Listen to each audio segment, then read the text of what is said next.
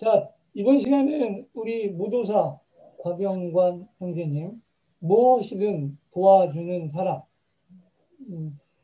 얼마 전 금요일 날 그 잡담방에서, 비트코인이나 가상화폐에 대한 얘기를 많이 했었는데, 그때 우리가 잘 몰랐죠?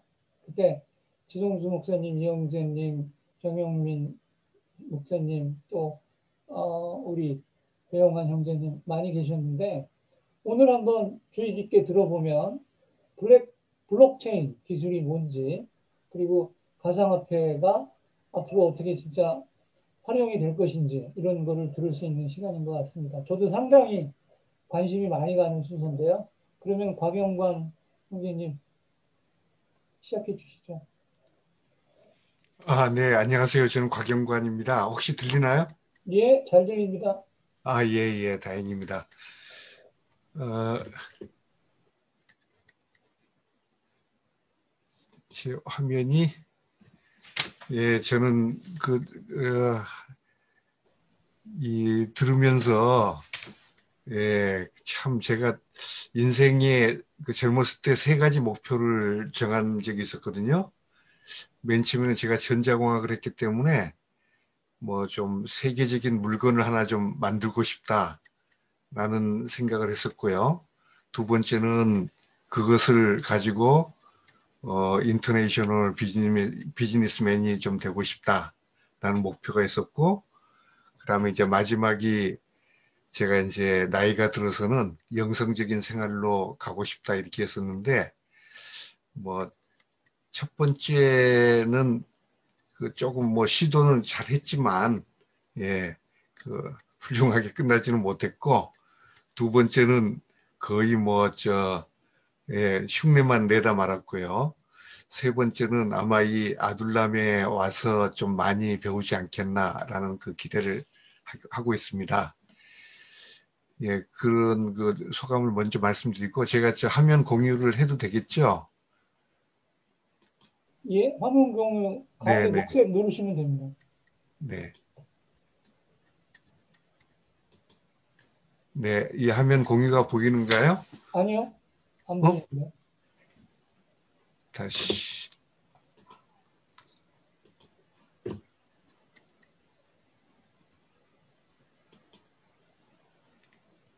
화면 공유를 눌렀는데 안 넘어가죠? 블록이 지금, 뜨고요, 박스가. 거기서 화면을 선택하셔야 돼요. 네네. 그리고 밑에 공유 눌러야죠. 예, 됐습니다. 예, 아, 예, 예. 아까, 예, 예, 예. 알겠습니다. 먼저 제 소개를 한다면, 아까 여수를 다녀왔다 그랬는데, 제가 좀 늦게 와서 그 전에 어떤 일이 있었는지는 잘 모르겠습니다. 약간 저는 여수에서 출생을 했고, 중학교를 졸업하고, 서울로 와서 동성하고 서강대를 나왔습니다. 뭐 두 군데 다 잘 안다시피 이제 천주교 학교죠. 예, 저희 집안도 어릴 때부터 천주교 집안이었고요. 그 다음에 육군 통신장교를 하고, 첫 번째 직장이 금성사 중앙연구소, 지금 H전자죠. 거기서 연구원으로 근무를 하고, 그 다음에 이제 IT 회사를, 아까 첫 번째 목표를, 어, 그 가장 세계에서 처음 만드는 물건을 만들고 싶다라는 그런 목표가 있었기 때문에 그 대기업에 있으면은 그 기업에서 만들으라는 것들만 밖에 못 만들잖아요. 그래서 그 과감하게 이제 나와서 제가 회사를 차렸죠. 그리고 근데 이제 제가 그 처참하게 마지막에 잘못됩니다. 예, 그래서 그걸 포기를 하고 있었는데 그 대학에 있는 교수 친구가 시간 강사로 와서 일을 하라 그래서 잠시 일을 했었습니다. 그거 제가 이제 그 유튜브 방송사인 서울의 소리에서도 활동을 좀 했었고요.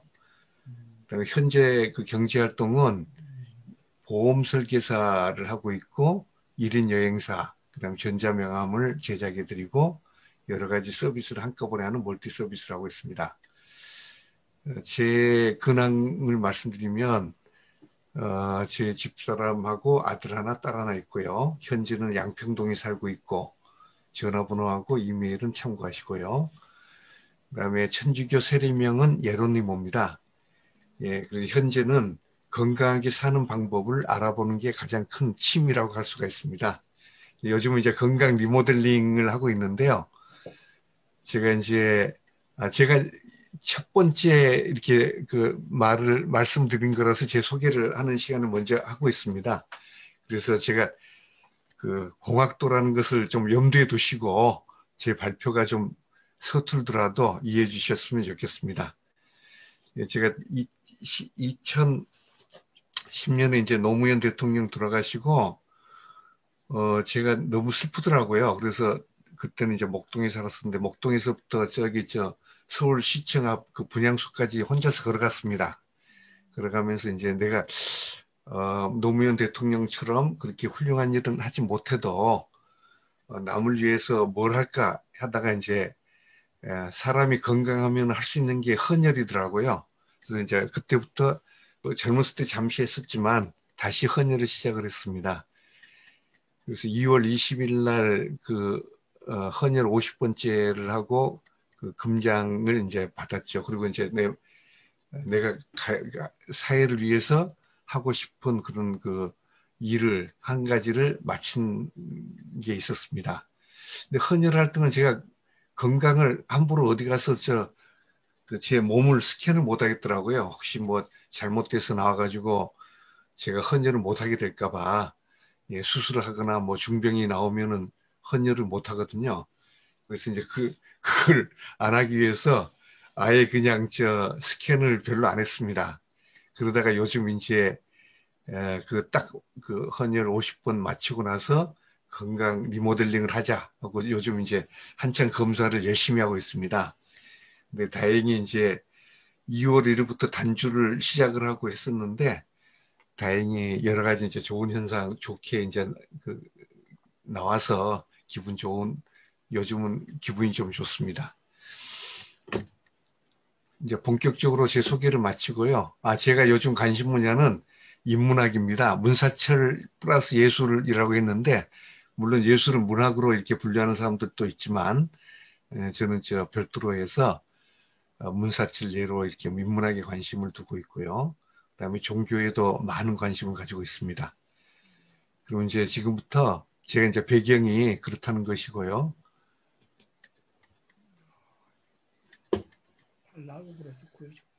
왜 화면이 안 넘어가지? 예. 이게 한꺼번에 넘어.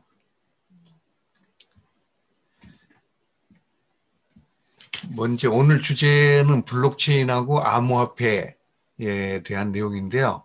뭐 혹자는 블록체인하고 암호화폐를 동일시하게 이야기하는 사람도 있고, 저 같은 사람은 블록체인하고 암호화폐를 별도로 다른 개념으로 생각을 합니다.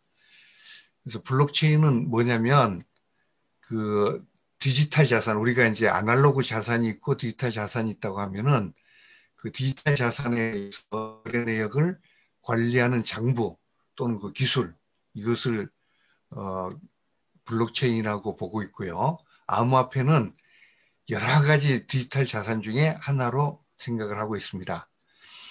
예를 들자면 땅이나 주택, 자동차, 선박은 이런 부동산은 아날로그 자산이죠. 근데 해당 부동산의 속성, 뭐 넓이랄지 어떤 부동산마다 가지고 있는 그런 것에 대한 소유주하고 거래 내역이 기록된 것을 우리는 등기부등본이라고 하죠. 근데 지금은 아날로그 자산이 바로 디지털 자산으로 다 변경해서 관리하고 있습니다. 특히나 이번에 이제 코로나를 하면서 우리 한국이 이 부분에서 아주 독특하게 잘 돼 있더라고요. 그래서 굉장히 우리나라의 이 방역이 이런 디지털로 잘 관리가 됨으로 해서 여러 나라에서 칭송을 받고 있는 것 같습니다. 그래서 이제 이런 법정 화폐, 우리가 이제 원화, 달러와 유로화 등은 아날로그 자산이죠. 근데 이제 암호화폐는 디지털 자산이라고 볼 수가 있습니다. 근데 암호화폐는 약간씩 이제 개념은 다르지만 가상화폐라고 불리기도 하고 디지털 화폐라고도 불리기도 합니다. 근데 우리가 그 이런 블록체인은 1990년대에 만들어졌죠. 근데 이것을 실질적으로 그걸 최초로 실현한 것은 2009년에 그 사토시 나카모토라는 사람이 비트코인이라는 것을 만들므로 해서 최초로 만들었고, 그때 그 이제 뒤에서 나옵니다만은 최초로 만든 블록은 제네시스 블록이라고 합니다. 그래서 블록체인의 특징을 먼저 살펴보면은 블록체인 구조는 블록체인 그리고 코인으로 이루어져 있죠. 블록은 데이터 단위를 블록이라고 합니다. 예, 그래서 이제 근데 이것은 해시값으로 암호화되어 있습니다. 암호화된 데이터고요. 체인은 이거 이제 거래 순서에 따라서 블록과 블록을 연결하는 정보를 체인이라고 합니다. 그다음에 코인은 이제 블록체인을 이제 비트코인을 만들어 놓고 이것을 실질적으로 그 실생활에 적용을 하려면 회원들이 가입을 해야 되잖아요. 그것을 회원들이 가입을 많이 해야지 활성화가 되기 때문에 그것을 리워드로 준 게 바로 암호화폐입니다. 예, 그래서 이제 그 방법은 마치 이제 퀴즈를 푸는 것처럼 그 알고리즘을 계산해서 그 해시값을 찾아내면은 그 사람한테 맨 처음 찾아낸 사람한테 그, 그 비트코인이라는 예, 암호화폐를 주었습니다. 그 외에 우리 이제 하드웨어로 노드라는 게 있죠. 그래서 블록체인에 참여한 그 컴퓨터나 모바일 기기들을 노드라고 합니다. 근데 여기서 블록체인에서 가장 중요한 게 분산 원장입니다. 원장. 이것을 이제 분산 거래 장부라고도 하고 공공 거래 장부라고도 합니다. 그래서 이제 블록에 관련된 정보와 체인에 관련된 정보를 해시 펑션에 의해서 암호화해서 보관을 하는 거죠. 이것이 이제 나중에 가장 우리 4차 산업혁명에서 가장 중요한 게 이 해시 펑션에 의해서 암호화했다는 것이 우리 이제 속도면과 그 다음에 이제 보안면을 해주는 분산 원장이 그걸 보증해 주는 것이 바로 이런 분산 원장의 일이 되겠습니다. 제가 지금 이야기하는 것은 사실은 블록체인의 가장 기본적인 건데 예, 다들 아는 내용을 내가 계속 떠들고 있는지 좀 모르겠습니다. 예. 그 다음에 이제 블록체인에서 가장 중요한 것은 탈중앙화죠. 이것에 대해서 예를 들자면 우리 조선시대에 조선왕조실록을 맨 처음에는 춘추관 하나만 보관하고 있었죠.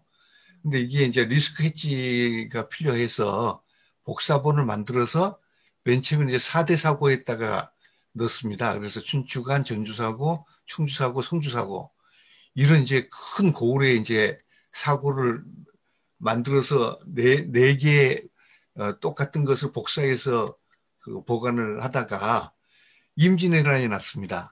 그러니까 이제 이게 큰 고을에 있던 것들이 다 불타고 뭐 난리가 났죠. 그래서 이제 나중에는 아주 그냥 그 산속에다가 이런 그 4대 사고, 5대 사고를 만듭니다. 그래서 이제 묘양산, 오대산, 적상산, 강화도에 있는 산에 이것을 이제 보관을 하게 되죠. 그래서 한 군데라도 이게 불이 나더라도 5군데에서 4군데가 불이 나더라도 한 군데는 살아있기 때문에 이 장부를 보관할 수가 있는 겁니다. 이거랑 같은 것이 바로 탈중앙화입니다. 그러니까 이제 중앙에 춘추관에 하나만 있다가 이것을 여러 군데 나눠서 보관을 한다. 그래서 그걸 탈중앙화라고 하죠. 그래서 블록체인 거래한 사람들은 블록체인에 가입된 모든 회원들은 이런 거래 내역이 담긴 블록체인 데이터를 다 공유를 합니다. 똑같은 그런 블록을 똑같이 다 가지고 있는 거죠. 그래서 이제 과거의 모든 데이터를 한 기관의 서버에 모아두면은 그 서버의 해커나 기관 내부자가 데이터를 파기할 수도 있고 또 도난이나 변형시킬 수가 있습니다. 예를 들어서 요즘 그 몇 년 전까지만 해도 자주 사고가 났었죠. 은행에 있는 데이터를 가지고 은행 내부자 또는 외부에서 들어와서 예, 그것을 다 이제 이렇게 변형시키는 그런 일들이 이제 많이 일어났죠. 그래서 이것을 그 P2P, 퍼슨 투 퍼슨이라고 하는데요. 탈중앙화를 하면은 그 이런 서버가 가지고 있는 리스크를 줄일 수가 있습니다. 그래서 이것은 이제 우리 이 블록체인에서는 탈중앙화의 가장 중요한 개념이었고요. 그다음에 DEB이라는 것은 뭐냐면 탈중앙화된 어플리케이션 소프트웨어들을 DEB이라고 이제 이야기를 합니다. 그래서 탈중앙화 그 블록체인에 관련된 여러 가지 응용 프로그램들 이런 것들을 우리는 단순하게 DEB이라고 설명을 하죠. 근데 여기서 이제 그 신뢰를 보장하기 위해서 그 합의 알고리즘이라는 게 있습니다. 콘센서스 알고리즘이라는 건데요. 새로운 거래가 이루어지면 여러 가지 블록이 새로 만들어지는데 그 중에 어느 블록이 맞는지에 대해 맞는 것인지 합의하는 알고리즘입니다. 그래서 이제 이 합의 알고리즘이 여러 가지가 있는데 1세대, 2세대, 3세대로 나눠지는 거거든요. 먼저 이제 그 비트코인이 맨 처음에 만들어졌을 때는 POW에 의해서 Proof of Work이라 해서 작업에 의한 이제 그 이것은 이제 다시 한번 나오기 때문에 그때 다시 한번 설명을 하겠습니다. 그다음에 2세대인 이더리움에서 POS 합의 알고리즘이 나왔고요. 그다음에 EOS라는 데서 거기 디스트리뷰티드 POS라는 것을 만들어서 그러니까 맨 처음에 나온 그 POW는 직접 민주주의, 직접 선거를 하는 거고 합의를 하는 거고요. 모든 그러니까 굉장히 속도가 늘 수밖에 없죠.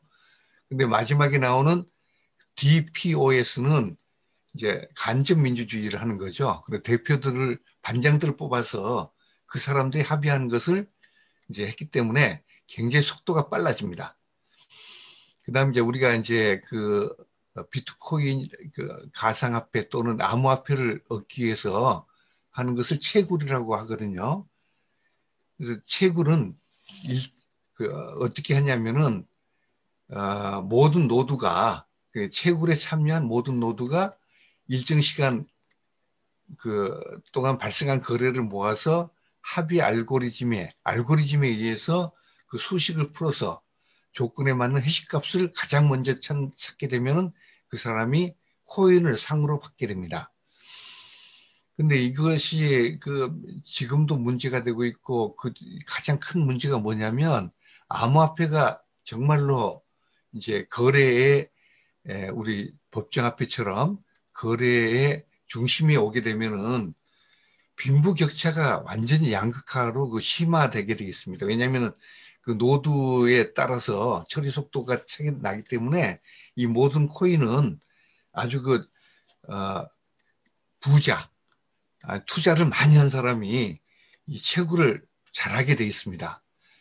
그래서 이제 그것이 아주 사회적인 문제가 되고 예, 그런 것 때문에 지금은 이제 암호화폐를 그러니까 법정화폐를 해서 채택되지 않는 그런 이유 중에 하나가 되겠습니다. 근데 이때 받는 그 코인들은 맨 처음에는 이제 블록화폐를 활성화하는 데 큰 기여를 해서 근데 이것이 큰 기여를 했는데 그 투기의 수단이 돼버렸죠. 그러다 보니까 가격이 급락했다가 이건 이제 거듭하게 됩니다. 근데 이것은 결국에는 그 재화와 이런 가격의 변동성 때문에 재화와 교환하는 화폐로서의 기능은 할 수가 없죠. 왜냐 우리가 어디 가서 그 커피를 마시려고 그러는데 지금 법정화폐에서는 5천 원짜리예요. 근데 이제 코인으로 지급을 하려고 하는 그 순간에 갑자기 7천 원 되고 8천 원짜리가 돼버린 거예요. 그러니까 이제 그 재화하고 교환하는 화폐로서의 기능을 할 수가 없는 거죠. 근데 이제 근래에 대기업을 중심으로 해서 이 코인이 비트코인을 중심으로 해서 굉장히 관심의 대상이 되고 있습니다. 투자의 대상이 되고 있는 거죠. 그 이유는 뭐냐면 암호화폐 자체를 미술품하고 유사한 그런 희소성으로 인정을 하자라는 그런 그 인식이 있습니다. 그래서 이것을 우리가 미술품 산다 해서 미술품을 가지고 그걸 이제 그 다른 재와 교환을 할 수가 있지만 아주 어렵겠죠. 그 평가하는 방법도 다 틀리고. 그래서 이것을 이제 암호화폐도 마찬가지로 우리가 뭐 굳이 이것을 가지고 화폐라는 것 때문에 꼭 이것을 다른 물건을 사는데 써야 되느냐, 그것이 아니라 그냥 미술품처럼 그 투자 가치가 있는 자산으로만 인식을 하면 되는 거 아니냐. 이렇게 해서 요즘은 이제 조금 좀 다른 개념으로 생각을 하고 다시 리스크 헤지에 우리가 리스크 헤지를 하려면은 헤지 리스크를 하려면은 이제 다른 것에 이제 투자를 하게 되니까요. 이런 거 개념으로 해서 대기업을 중심으로 해서 특히 이제 이런 쌓여 있는 자금을 갖고 있는 대기업들이 그것을 이용을 해서 이 비트코인을 구입을 하게 되죠. 그래서 그것이 이제 요즘 비트코인이 엄청나게 가격이 올라가고 있는 요인이 되고 있습니다. 그 다음에 이제 이 코인 거래소라는 게 이제 있죠.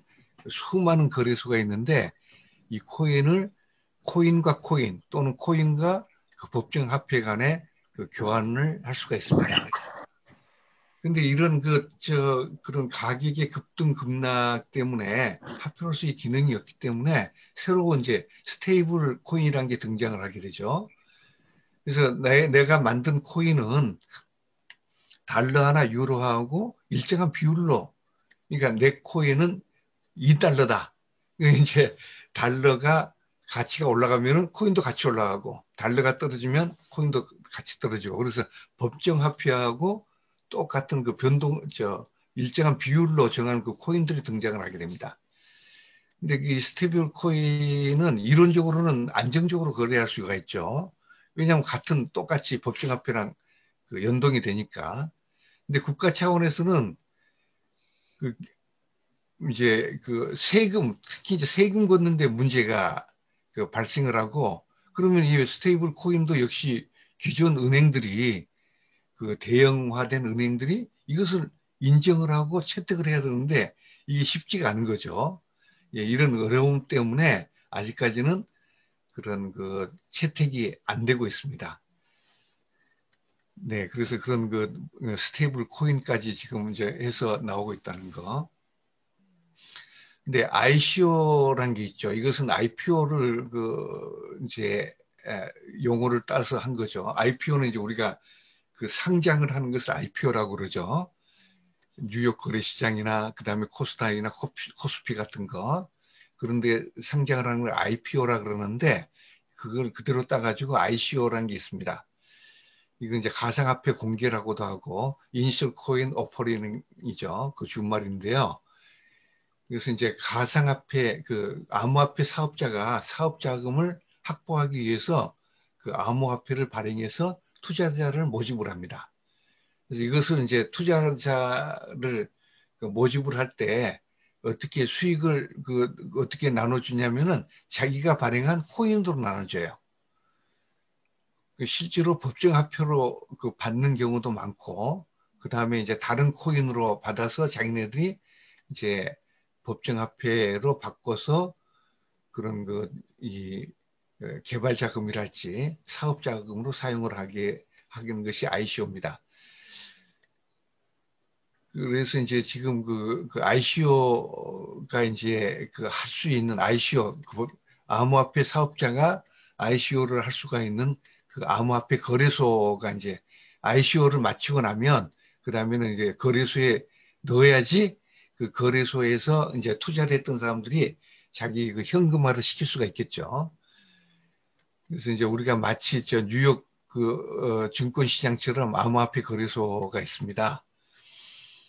국내에는 빗썸, 업비트, 코인원 같은 게 있고요. 해외에는 바이낸스, 이 중국 쪽에 굉장히 암호화폐가 많이 활용이 되고 있는데 아마 그 중국 쪽의 그 이 통제, 은행에 대한 통제랄지 이런 것 때문에 그 중국 사람들이 이 암호화폐 선호도가 높은 것 같습니다. 그 바이낸스는 굉장히 큰 그 암호화폐 거래소죠. 그 다음에 이제 코인베이스 프로라는 그 하고 크라큰 이 네 개가 제일 커요. 그 중에서도 뭐 다 다른데 다 합친 것보다 더 큰 것이 이제 바이낸스죠. 근데 이게 암호화폐 거래소가 돈이 된다는 것 때문에 너무 많이 그 설립이 됐어요. 그래서 그 파산하는 것도 많고 허술해서 그 해킹 당하는 곳이 많습니다. 그러니까 그 암호화폐 자체는 해킹할 수가 없어요.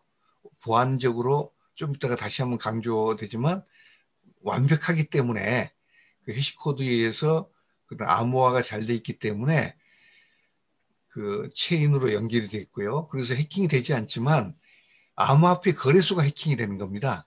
거래소에 들어가서 이제 암호화폐 그 거래한 것을 나한테 들어오게끔 한다든지 이렇게 해서 예, 그 해킹을 그 당하게 되죠. 해킹을 당하면 이제 신뢰도가 깨져가지고 그 거래소가 문을 닫게 되는 경우들이 생깁니다. 예, 아까 이제 그 합의 알고리즘 때문에 이 표를 만들었는데요. 이제 세대 구분이 그 1세대, 2세대, 3세대로 이렇게 이제 그 발전을 하고 있죠. 그 비트코인이 2009년에 생겼지만 그 업그레이드가 굉장히 어려워요. 이것은 지금까지도 그냥 같은 그 프로그램 밑에 나온 그 뎁 이것이 똑같이 쓰이고 있어요. 그 업그레이드를 못하고. 예. 그래서 이제 그렇지만 3세대 와서는 그 합의에서 업그레이드가 가능하도록 그렇게 되어 있습니다. 그다음 합의 알고리즘을 보면 작업 증명 방식 이게 나오죠. 파워 오브 워크이라는 그러니까 모든 사람이 직접 민주주의처럼 모든 사람이 그 합의에 참여를 하는 것이죠. 그러다 보니까 처리 속도가 엄청나게 이 TPS는 트래픽 퍼 세컨드 초당 처리하는 그 양입니다. 굉장히 처리 속도가 느려요. 비트코인은. 그렇지만 이제 차츰차츰 이제 그 지분 증명 방식 POS 2세대에서는 이제 POS를 하는데 이것은 지분에 따라서 이 합의에 참여를 할 수가 있어요. 지분이 많으면 이제 참여가 그 이제 합의에 적극적으로 참여할 수가 있는 거죠. 그러다 보니까 굉장히 처리 속도가 빨라졌습니다. 거기에 더 나아가서 위임 지분 방식으로 그, 그 하는데 예, 그 위임을 받은 그런 이 반장이나 그 대표들이 이제 자기네들끼리 이제 지분을 증명하는 그 방식이죠. 합의를 하는 방식입니다. 그래서 이것은 처리 속도가 굉장히 빨라졌어요. 그래서 초당 3,000건. 근데 아직도 이게 굉장히 그 다른 그 이 신용카드 우리가 사용하는 그 비자 카드 있잖아요. 그 비자 카드는 초당 10만 건을 처리를 해요. 그러니까 비자 카드도 거래를 증명하는 거거든요. 내가 어떤 물건을 샀다. 이것은 이제 거래, 그 트래픽을 증명하는 건데, 이게 블록체인이 이것도 역시 이제 거래를 증명하는 장부 아닙니까? 아직도 그 뭐 3천 건, 4천 건 여기서 이제 머무르고 있어요. 근데 이것을 해결하는 게 지금 이제 그 비트코인이 앞으로 해야 될 그 숙제가 되겠습니다. 근데 앞으로 이제 그 미래 인터넷은 어떻게 되느냐?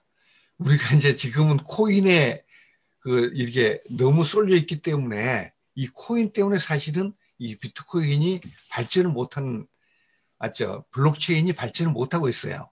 왜냐하면 거기에만 몰두해 있기 때문에. 하지만 블록체인이 가지고 있는 근본적인 것은 굉장히 중요한 요소를 가지고 있어요. 모든 코인뿐만 아니라 모든 디지털 자산을 다 이걸 관리를 할 수가 있기 때문에 이 거래를 관리를 할 수가 있기 때문에 그 미래 인터넷으로 각광을 받고 있는 게 블록체인입니다. 그러니까 우리가 지금 인터넷에서 문제가 뭐냐면 데이터 처리량이 갈수록 기하급수적으로 늘어난다는 거예요. 엄청난 그 데이터 처리량이 늘어나고 있고 그다음에 그럴수록 데이터 신뢰의 문제가 또 나오는 거죠. 과연 내가 데이터를 처리했는데 이것이 신뢰로운 것이 신뢰할 만한 데이터냐? 내가 가지고 있는 데이터가 과연 신뢰할 만한 거냐? 이런 것들을 다 블록체인으로 해결할 수가 있습니다. 그러니까 앞으로 그 미래 인터넷에서는 이 블록체인이 없으면은 상상할 수가 없는 그런 세계가 이제 오고 있습니다. 하지만 우리가 코인 때문에 이것이 다 지금 다 이게 매몰되고 있어요. 그래서 코인을 극복하지 않으면 이 블록체인 발전이 굉장히 그 문제가 되고 있습니다. 왜냐하면 우리가 이제 지금 우리가 4차 산업혁명 시대 아닙니까? 그 4차 산업혁명 시대에는 여기 뭐 그 사물 인터넷이죠. 인터넷 오브 싱스, 사물 인터넷 모든 이 그 센서 그리고 이제 컨트롤러가 모든 그 기계마다 심지어는 사람에게까지도 사람이 들고 다니는 모든 것에도 이 사물 인터넷이 적용이 된다는 거예요. 그래서 이제 이런 것에 의해서 빅데이터가 이루어지고요. 그 다음에 이제 여기 이제 블록체인 자체도 바로 이제 4차 산업혁명의 일이고요. 그 다음에 이것은 이제 우리가 이제 양자 컴퓨터라고 합니다. 그러니까 모든 것들이 너무나 데이터가 많아지니까 처리 속도 때문에 앞으로는 이제 전자 컴퓨터가 아니라 양자 컴퓨터가 필요하게 되고요. 이런 것들이 이제 뭐 예를 들어서 이제 인공지능이 가운데 중심에 있는 거죠. 이건 처리하는 거죠. 처리하는 거고 클라우드 네트워크, 그다음에 웨어러링 컴퓨팅, 그다음에 웨어러블 컴퓨팅이 있고 그다음에 이제 우리 자율주행차, 로봇, 그다음에 드론, 이런 3D 컴퓨터. 3D 컴퓨터는 앞으로 굉장히 중요하죠. 왜냐하면은 지금은 이제 샘플 위주, 목합 위주로 돼 있지만 그 다품종 소량 생산이 되기 때문에 예를 들어서 지금 여기 계시는 미국이나 뉴질랜드나 호주에 이런 그 3D 프린터를 다 놓는 거예요. 그럼 한국에서 이걸 디자인을 해서 뉴질랜드로 보내면 뉴질랜드에서 그 물건을 만들어내는 거예요. 생산하는 거예요. 그 3D 프린터로. 그러니까 앞으로는 이제 생산 장소가 별도로 이렇게 공장이 있는 것이 아니고 뭐 각 가정에 필요한 것은 그 가정에서 그 필요한 물건, 뭐 예를 들어서 내가 그릇을 만들고 싶다. 내가 아주 만들고 싶은 그릇을 필요한 것을 마치 뭐 옥션이나 뭐 아마존 같은 데서 그 3D 프린터의 데이터를 가지고 와서 내가 그 3D 프린터로 돌리면 내가 원하는 그릇을 만들 수 있는 거예요. 이제 아직까지 이제 많이 멀은 거지만 이런 이런 시대가 옵니다. 이것은 이제 나노 탄소 나노 물질이고요. 이런 것들이 전부 다 이제 그런 4차 산업혁명인데 여기서 문제는 뭐냐면은 이런 데이터가 하나하나 따지고 보면 어마어마한 데이터의 증가량이 나오는 거죠. 그 다음에 그것뿐만 아니라 우리 일상생활에 이미 블록체인이 적용이 되고 있어요. 우리는 지금 모든 것이 비트코인이나 이런 코인에 매몰되어 있지만 이런 뭐 부동산 거래를 할지 금융일을 할지 뭐 이런 것에 법정화폐를 계속 사용하면서 여기에 모든 지금 공공 서비스에 블록체인이 지금 현재 모든 것이 적용이 되고 있습니다. 이것은 이제 우리나라에서는 부산을 블록체인 특구로 지정을 했거든요. 그래서 부산에서 지금 거기서 많은 업체들이 참여해서 개발을 하고 있어요. 거기서 성공을 하면 이제 다른 지자체에도 이것을 이제 이관을 하는 거죠. 이렇게 이제 블록체인이 많은 곳에 지금 활용이 되고 있고 그러다 보니까 데이터량이 엄청나게 폭발적으로 증가를 하고 있죠. 이것은 지금 10에 지금 현재는 이제 2B 단계 엑사바이트라 그러죠. 10에 18승. 엑사 단계에서 지금 이미 제타 바이트 10에 21승 단계로 지금 진입이 돼 있고 지금 이제 본격적으로 지금 10에 21승 바이트 단위로 데이터량이 어마어마한 데이터량이 있는데 이 제타가 어느 정도의 사이즈냐면요. 우리가 지금 지금은 이제 전부 다 인터넷으로 다 넘어갔지만 우리 그 전에는 그 DVD를 썼고 그 전에 CD를 썼잖아요. 그 데이터 보관 하는 걸로. 근데 DVD를 지구에서 달까지 쌓아놓는 그런 양이 바로 제타 바이트 단위예요. 그러니까 어마어마한 그 데이터가 지금 쌓이고 있다는 거죠. 그러면 이 데이터량이 늘어나는데 이것을 해결할 수 있는 것이 바로 그 블록체인이라는 겁니다. 그 블록체인의 그 압축 기술에 의해서 블록체인이 이것을 해결할 수가 있어요. 그 다음에 이런 그 데이터량의 문제뿐만 아니라 이런 이제 보안적인 문제가 있어요. 만약에 이제 우리가 이런 일들이 지금도 있지만 그 해킹 사건들이 많이 나죠. 그래서 뭐 개인적 정보가 유출된다든지 요즘 뭐 심지어 그 초등학생도 해킹을 하고 있죠. 초등학생도 해킹을 하고 있습니다. 이런 막 해킹 사건들이 있어가지고 이제 은행에서 통상적으로 요즘 자주 일어나는 사고가 고객 정보를 은행 내부에 있는 사람이 이것을 해가지고 필요한 데다가 이걸 넘겨버려요. 막 몇 억씩 받고. 그런 그 해킹 사건들이 일어나고 있죠. 이런 그 보안 사건들이 일어나고 있고, 그다음에 앞으로 이제 4차 산업혁명이 되면은 주행차다가 이제 했는데 만약에 이것이 해킹당하면 어떻게 되겠어요? 어마어마한 사고가 일어나겠죠. 이게 아주 큰 문제입니다. 예, 이게 보통 문제가 아니죠. 자율주행차를 해킹을 한다. 충분히 가능한 이야기지 않겠습니까? 근데 이런 해킹을 막는 것이 바로 블록체인 기술이에요. 그 다음에 이제 각종 범죄에 쓰일 수가 있죠.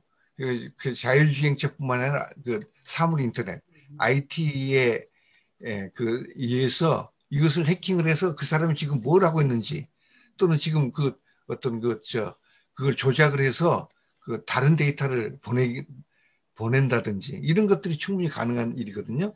그러니까 4차 산업혁명에 들어오면은 또 데이터가 늘어나면 늘어날수록 이런 해킹의 가능성이 굉장히 커집니다.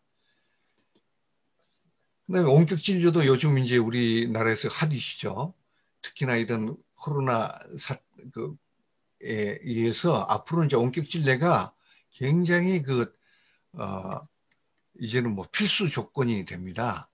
예, 그런데 이제 지금 이런 것을 만약에 이제 해킹을 해서 그 사람한테 다른 처방을 한다든지 그 사람의 진료 정보를 해킹을 해서 바꾼다든지 그러면 그야말로 우리 세계는 어떻게 되겠어요? 정말 암살할 수가 있는 세계가 되겠죠. 이런 것들을 막아야 되는데 이런 신뢰를 보장할 수 있는 것이 바로 이 블록체인 기술입니다. 블록체인 기술.